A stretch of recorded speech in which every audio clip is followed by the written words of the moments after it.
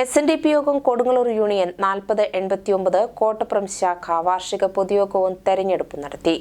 SNDP യോഗം Kodungallur union 4089 Kottappuram ശാഖ വാർഷിക പൊതുയോഗവും തെരഞ്ഞെടുപ്പും 171ാമത് ശ്രീനാരായണ ഗുരു ജയന്തി ആഘോഷ കമ്മിറ്റി തെരഞ്ഞെടുപ്പും നടന്നു.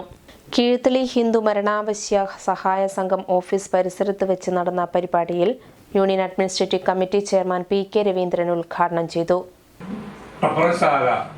തങ്ങളുടെ പ്രൗഢിത്വം ഒന്നും കളയാതെ അല്ലേ, കൊടുങ്ങല്ലൂർ യൂണിയന്റെ കീഴിൽ കൊടുങ്ങല്ലൂർ യൂണിയൻ നേതൃത്വത്തിൽ വരുന്നതിന് മുമ്പ് വന്ന ചാലക്കുളം ശാഖയുടെ ഒരു ഉപശാഖയാണ് എന്ന് പറയാം. ചാലക്കുളം ശാഖ അല്ല, കോട്ടപ്പുറം ശാഖ. ആ ശാഖയിലെ എല്ലാ ജനങ്ങളും ശ്രീനാരായണ ഗുരുദേവന് ഭക്തി കൂടുതലുള്ളവരാണ്. അതുകൊണ്ട് ഗുരുദേവ ജയന്തി നല്ലൊരു ഘോഷയാത്രയായിട്ട് തന്നെ നമുക്ക് ഇവിടുന്ന് പുറപ്പെടേണ്ടതുണ്ട് എന്ന് ഓരോരുത്തരും വിചാരിക്കണം.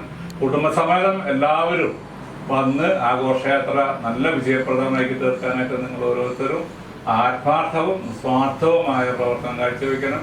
ഗുരുഭക്തിയോടുകൂടി തന്നെ നാം ആഘോഷയാത്രയിൽ പങ്കെടുക്കേണ്ടതുണ്ട് എന്ന് ഞാൻ ഈ സമയത്ത് നിങ്ങളോട് പറയാൻ ആഗ്രഹിക്കുകയാണ്. പ്രിയപ്പെട്ടവരെ, അത് നമ്മളുടെ കടപ്പാടാണ് ഗുരുദേവ ജയന്തി ആഘോഷം എന്ന് പറയുന്നത്. അത് നമ്മൾ ഒരു ദിവസം ഒരു പരിപൂർണ ആഘോഷത്തിനായിട്ടും മാറ്റിവെക്കണം.